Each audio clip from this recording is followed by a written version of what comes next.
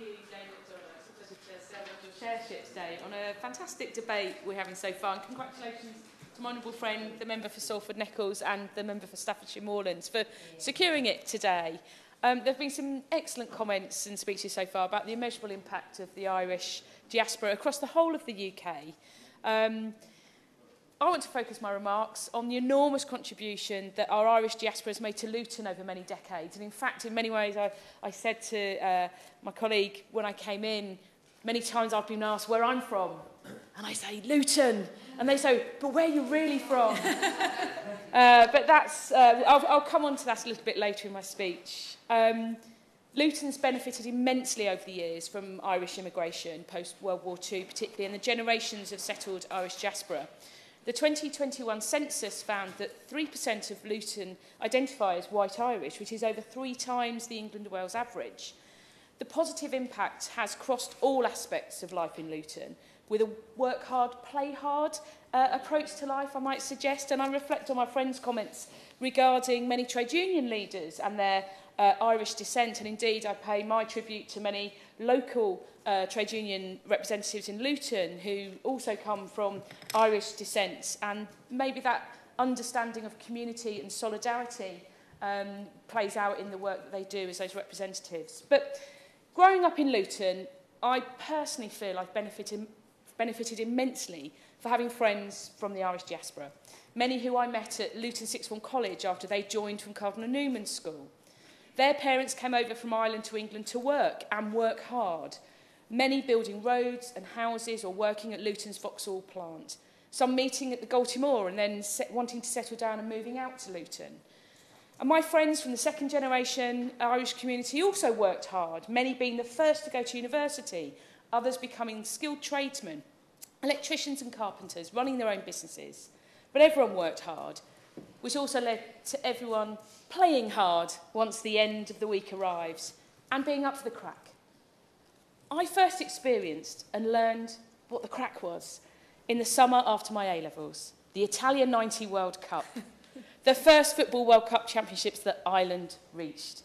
And watching Ireland play Italy in the quarter-finals in the Painters' Arms, and even though Ireland lost, the party carried on, including at the Mad Hatter's nightclub with Irish tricolours flying high and singing and dancing into the small hours. So understanding the crack is even when you lose, you still have a party. And while sport is just one of the cultural influences of the Irish diaspora in Luton, and whether it's been some of my friends playing football for St Joseph's back in the day, or the next generation of young women playing for the Claddigales Gaelic football team today in Luton, for me, the musical influence of the Irish community in Luton has enriched our town immensely. And in preparing this speech, I was reminded by my good friends Mick and Trish about their talents on the fiddle and piano accordion, respectively, as teenagers. But they had to admit that they weren't a patch on their younger sister Claire, who won the All-Ireland Championship for under-12s on the banjo and mandolin back in 1985. Irish music and watching bands has been a staple part of our cultural offer and nightlife in Luton. Back in the 90s, we'd be sure to go if Poison the Pachine were playing, and many more bands over the years, be it the Whiskey Preachers or Kell, and indeed recently Missing the Ferry, songs of humour and sorrow, a commentary of life, building on the storytelling of traditional Irish folk songs passed down the generations.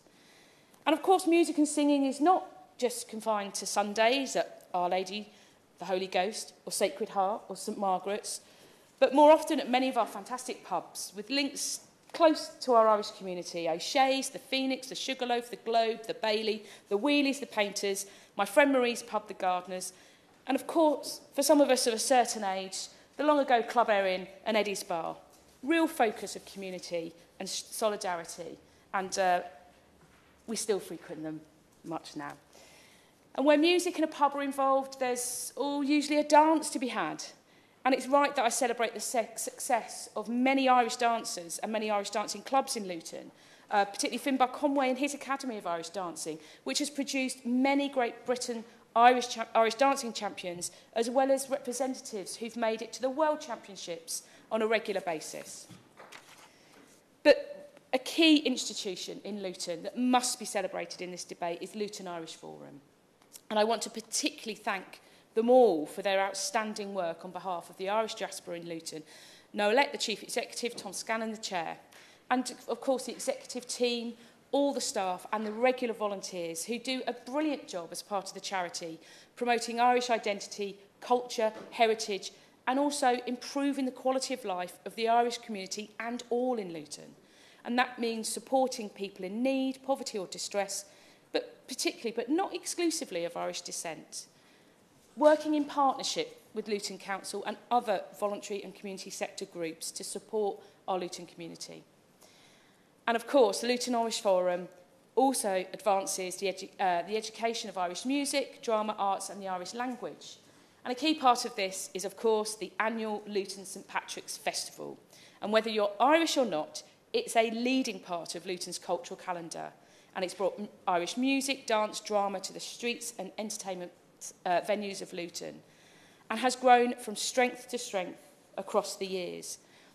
And given the way that Luton does celebrate, it was no coincidence that the previous Irish ambassador's final engagement in September 22 was to attend the launch of the documentary of the creation of Luton St Patrick's Day Festival called Paint the Town Green.